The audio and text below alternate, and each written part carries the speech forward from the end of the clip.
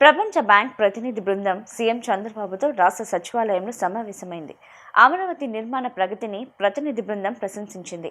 అమరావతిలో ఏర్పాటు చేస్తున్న మౌలిక సదుపాయాలు, ఐటీ, విద్యుత్ రంగ సంస్కరణల వల్ల ఈ నగరం భారీగా అంతర్జాతీయ పెట్టుబడులను ఆకర్షిస్తుందని ప్రపంచ బ్యాంక్ బృందం అభిప్రాయపడింది.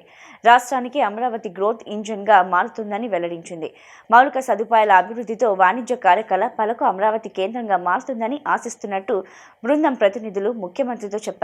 ప్రపంచ స్థాయి రాజధాని నిర్మాణం చేపట్టడంతో పాటు రాష్ట్రంలోని అన్ని ప్రాంతాల సమగ్రాభివృద్ధి దిశగా తాము పనిచేస్తున్నట్టు ప్రపంచ బ్యాంక్ బృందానికి సీఎం చంద్రబాబు వివరించారు.